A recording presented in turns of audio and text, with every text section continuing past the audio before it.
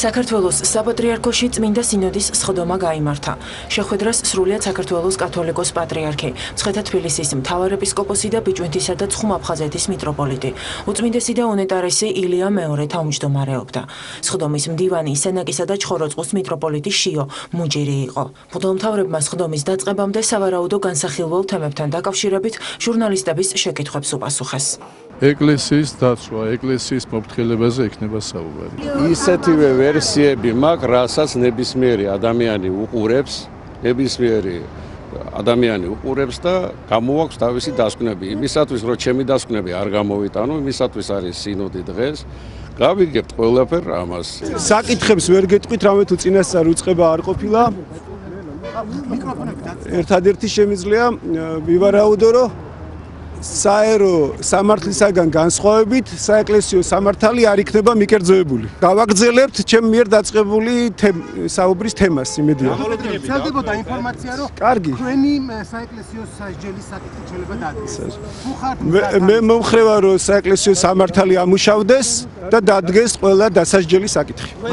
თქვენიც თუ კი იყო ასეთი რამე. რა თქმა უნდა, მე ჩემით უნდა დაიწყოს. რაც შეეხება გუშინ გავრცელებულ ჩანაწერებს მეუფეო, იცით, ეს ჩანაწერები მაგ კიდევ ერთხელ დაგვანახა, თუ როგორი არ უნდა იყოს სასულიერო პირი, თუ რა არასახარბიელო გარემოცვა სასულიერო პირებისა, პატრიარქისა და საპატრიარქოს წიაღში და რამდენად ნამდვილად საჭიროა რაღაც მსგავსი რუის მამა გიორგის თემაზე არის 10-და სხვადასხვაობა დღეს კიდევ. რაც შეეხება იმას, რომ მამა გიორგი არავის მოსაწამლად არაფრით არ მიდიოდა, ამაში ვარ დარწმუნებული. მამა გიორგის ფაქტობრივად არც ვიცნობდი. სახით ორჯერ სამჯერ ყავდა ნანახი საპატრიარქოში და არც ვიცოდი რომ ეპარქიაში მსახურობ, ეხლა გავიგე, ამიტომ ვერ გეტყვით ვისთან კავშირში. მეუფე პეტრეს საკითხი, თუ შეიძლება იყოს მეუფე პეტრე თუ არა რომ შეიძლება ეკლესიაში ფოთვის გამოტანს მართლაც აქვს ადგილი, რადგან საუბრობენ მის სიმხრიდან. თითო მეუფე პეტრემ დანემოციოდ კითხვა, მაგრამ რაიმე სერიოზული არგუმენტი მას არ მოუყვანია და ამიტომ მსჯელობა მარტო ემოციური სიტყვებზე ძნელია. საპატრიარქოში კლანურ დაპირისპირებას აქვს. საპატრიარქოში კლანებს შორის დაპირისპირება. არა, საერთოდ ერთი κλანები ჩეძლცნობის ტერმინია. მოგე სასულიერო პირები ამ თემაზე და მათ შორის დაპირისპირება ცდილობენ მათ. ეხლა თქვენ ყველა სკოლაში გისწავლეთ და ინსტიტუტში და არის მეგობრული წრეები, 2-3 ადამიანი ცალკე, 5 ცალკე.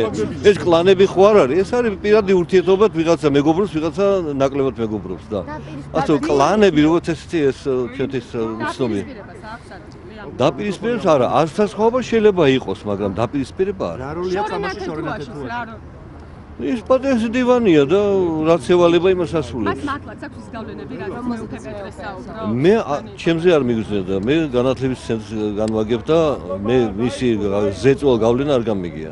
სინოდის სხდომის დასრულების შემდეგ ცნობილი გახდა, რომ ჭყონდიდელი მიტროპოლიტი პეტრე საპატრიარქოს ტელევიზია ერთსულოვნების დირექტორის თანამდებობიდან გათავისუფლდა. მღვდელმთავრის განცხადებით ერთ-ერთი მთავარი საკითხი, რომელზეც დღეს წმინდა სინოდმა იმსჯელა, სწორედ მისი უფლებამოსილების შეჩერება იყო.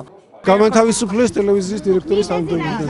თქვენი რეაქცია როგორია? რას უკავშირდებოდა? ძალიან შვიდი და როგორც სულ ვამბობ, მირჩევნია დავისაჯო სიმართლისათვის, ვიდრე ტყუილით გავმართლდე. მადლობა. დარჩეს მეუფეები გააკეთებენ განცხადებას ოფიციალურ შემთხვევაში. ვაპირებ სულის გადარჩენისათვის ბრძოლას. საქართველოს კეთილდღეობისათვის. პასუხისმგებლობა რა დაგეკისრათ მეუფე? პასუხისმგებლობა მაგისტრია, რაც არ მღვდელმთავარი ერისა და ეკლესიის წინაშე ემსახურა ჭეშმარიტებას. არაფერი არ შეცვლა აქედან გამომდინარე. გისაყვედურეს თქვენი აქტიურობის გამო, რომელიც ამ დღეებში გამოკვეთილი იყო. რა თქმა უნდა. გითხრეს რომ აღარ უნდა იაქტიურო. მე ვფიქრობ, რომ ეს მიკერძოებული იყო სამართალი და იმაჩნია, რომ ამ არსებულ პრობლემებში ჩემი საკითხის დაყენება არ იყო მთავარი პრობლემა. მე კიდევ ერთი კითხვა და აღარ შეგაწუხებთ. ანუ თქვენი საკითხი იყო დღეს მთავარი სინოდის სხდომაზე. ესე გამოიკვეთა სამწუხაროდ. სინოდის სხდომის განჩინება დღის ბოლოს გახდა ცნობილი. მიმართვის ტექსტი ჟურნალისტებს სენაკისა და ჩხოროწყუს მიტროპოლიტმა შიომ გააცნო. 2017 წლის 9 მარტს საქართველოს საპატრიარქოში გაიმართა საქართველოს მართლმადიდებელი ეკლესიის წმინდა სინოდის მორიგი სხდომა. სხდომას თავმჯდომარეობდა სრულიად საქართველოს კათოლიკოს პატრიარქი ილია მეორე. დივნად დაინიშნა სენაკისა და ჩხოროწყუს მიტროპოლიტი შიო მუჯირი. სრულიად საქართველოს კათოლიკოს პატრიარქმა წმინდა სინოდის წევრებს მისასალმებელი სიტყვით მიმართა და ბრძანა, რომ უახლოეს ხანში, ამა წლის 25 მარტს, ჩვენი ერი და ეკლესია საქართველოს 60 ქულო ავტოკეფალური მართლმადიდებელი ეკლესიის ავტოკეფალიის აღდგენის 100 წლისთავს იზეიმებს. ამ თემასთან დაკავშირებით მოხსენება გააკეთა მანგლისისა და თეთრი წყაროს მიტროპოლიტმა ანანიამ ჯაფარიძემ, რომელმაც მოკლედ მიმოიხილა საქართველოს ეკლესიის უახლესი ისტორია და კათოლიკოს პატრიარქ ილია მეორეს განსაკუთრებული ღვაწლის აღნიშვნა. მოხსენება დანართის სახით ერთვის ოქმს. კათოლიკოს პატრიარქი ილია მეორე ასევე შეეხო ეკლესიაში განვითარებულ მოვლენებს. მან მწუხარებით აღნიშნა, რომ გახშირდა შემთხვევები, როდესაც სასულიერო პირები საჯარო სივრცეში ერთმანეთის მისამართით შეურაცხმყოფელ განცხადებებს აკეთებენ და რომ მორწმუნე საზოგადოებისათვის განსაკუთრებით მძიმე იყო ჭყონდიდელი მიტროპოლიტი პეტრეს ცაავა მიერ ბოლო დროს საჯარო სივრცეში გაკეთებული განცხადებები. ამ საკითხთან დაკავშირებით წმინდა სინოდის წევრებმა იმსჯელეს. ითქვა, რომ მიტროპოლიტი პეტრე უხეშად არღვევს ეკლესიის მიერ სასულიერო პირთათვის დადგენილ კანონიკურ და ეთიკურ ნორმებს. მოციქულთა 34 და 55, ანტიოქიის ადგილობრივი კრების მე-9, მეორე მსოფლიო კრების მე-6 და ტრულის კრების მე-20 კანონები. რომ მისი განცხადებები მიმართულია ეკლესიის დისკრედიტაციისკენ და წარმოადგენს საქართველოს საპატრიარქოში მოღვაწე რიგ სასულიერო და საერო პირთა მიმართ ცილის წამებას და დაუსაბუთებელ ბრალდებას, რაც დამაბრკოლებელია და შფოთის მომტანი როგორც საქართველოს მართლმადიდებელი ეკლესიის მრევლში, ასევე ზოგადად ჩვენს ქვეყანაში და უცხოეთში მცხოვრებთა შორის. საპასუხო სიტყვა მიეცა მიტროპოლიტ პეტრე ცაავას. იგი შეეცადა თავისი პოზიციების დაცვას, მღვდელმთავრებმა მას მხარი არ დაუჭირეს. წმინდა სინოდმა დაადგინა, ჭყონდიდელ მიტროპოლიტ პეტრე ცაავას მიეცეს გაფრთხილება და განთავისუფლდეს საქართველოს საპატრიარქოს ტელევიზია ერთსულოვნების დირექტორის თანამდებობიდან. წმინდა სინოდმა ასევე იმსჯელა დეკანოს გიორგი მამალაძესთან დაკავშირებულ სისხლის სამართლის საქმის თაობაზე. განაჩინეს, წმინდა სინოდი ენდობა გამოძიებას და იმედოვნებს, რომ საზოგადოების მაღალი ინტერესის გამო იგი მაქსიმალური გამჭირვალობით წარიმართება და დროულად დადგინდება ობიექტური ჭეშმარიტება.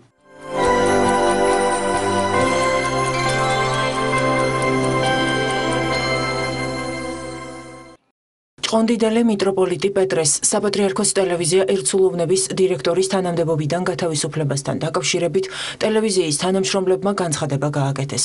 გთავაზობთ მიმართვის სრულ ტექსტს. მოგეხსენებათ, რომ დღეს ჭყონდიდელი მიტროპოლიტი პეტრე საპატრიარქოს ტელევიზია ერთსულოვნების დირექტორის თანამდებობიდან გათავისუფლდა. მიუხედავად ჩვენი გულის ტკივილისა, ვასრულებთ მეუფე პეტრეს ლოცვა-კურთხევას და მხოლოდ ამ მოგზალებული სახით გამოვხატავთ ჩვენ პოზიციას.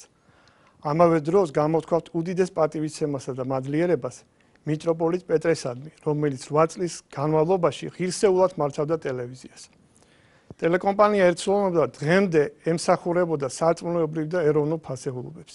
იმედი გვაქვს, რომ ის შრომა და ღვაწლი, რაც მეუფე მამწლების განმავლობაში გასწია ტელევიზია ერთსულოვნების განვითარების საქმეში, მომავალში დაფასდება. უმორჩილესად ვთხოვთ სრულიად საქართველოს კათოლიკოს პატრიარქს უწმინდესა და უნიტარის ილია მეორეს გაითვალისწინოს ტელეკომპანიის თითოეული თანამშრომლის უდიდესი სურვილი და საპატრიარქოს ტელევიზია ერთსულოვნების დირექტორის თანამდებობაზე დატოვოს ჭყონდიდელი მიტროპოლიტი პეტრე.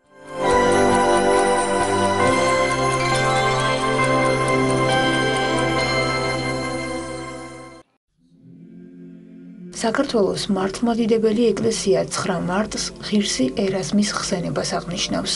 წმინდანის შესახებ მოგვითხრობს კიევის პეჩორის ერთი პატერიკი, რომელიც მე-13 საუკუნით თარიღდება. პატერიკის თანახმად, ერაზმს მთელი თავისი ქონება პეჩორის ერთ-ერთი ეკლესიის მოსაწყობად და ხატების გამშვენებისთვის შეუწირავს. უპოვრად დარჩენილი კი გარშემო მყოფებისაგან ხშირად გულგრილობასა და უპატივცემულო დამოკიდებულებას გრძნობდა, რაც მისი გულგატეხილობის საბაბი გამხდარა.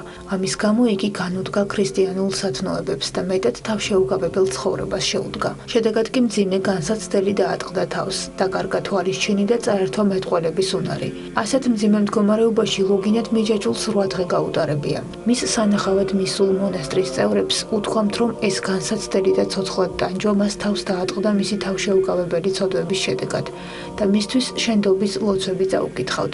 მამათა ლოცვების შედეგად ერასმი გონს მოეგო, მეტყველების უნარიც დაუბრუნდა და ძმებს თავისი ხილვა გაანდო, სადაც მას წმინდა ღვთისმშობელი მაცხოვართან ერთად გამოეცხადა და ამცნო, რომ სამთხეში იგი უფლის წინაშე წარსდგებოდა და თუ მოინანიებდა, მიეტევებოდა. ხირსი ერასმის სქემაში შეიმოსა, მონასტრის საძმოს წინაშე ცოდვები აღიარა. სინანულში მყოფი ლოცულობდა გულითა და გონებით უფლის წინაშე.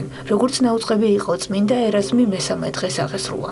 მისი ცხედარი კიევის პეჩორის ლავრის მიმდებარედ დაკრძალეს.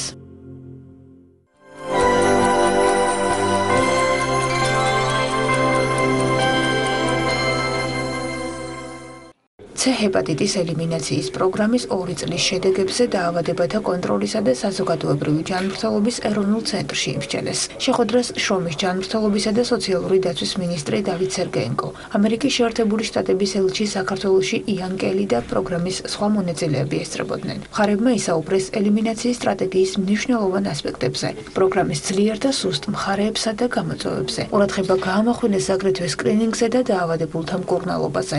ეს არის C ჰეპატიტის აღმოფხვრის პროექტის მეოთხე სამუშაო შეხვედრა. მოგეხსენებათ, პროექტის დაწყებიდან პერიოდულად იმართება ესეთ შეხვედრები და ამ სამუშაო შეხვედრის სამოცანაა ჩვენი უცხოელი ექსპერტების მიერ მოხდეს შეფასება ეფექტურობის, მიღწევების და გამოწვევების და დაეგეგმოს ახალი ტაქტიკური ცვლილებები. თუ კი ასეთ საჭირო იქნება. წინასწარი კონსულტაციებით პროექტის მიმდინარეობის შეფასება არის ძალიან კარგი და უფრო მეტიც ჩვენ ვფიქრობ, რომ გვექნება ძალიან მოკლე პერიოდში ძალიან ესეთი მნიშვნელოვანი სიახლე. მოხარული ვარ, რომ ვესწრები ისეთ მნიშვნელოვან შეხვედრას, რომელიც საქართველოში C ჰეპატიტის ელიმინაციის პროგრამასა და ადამიანების ჯანმრთელობას ეხება.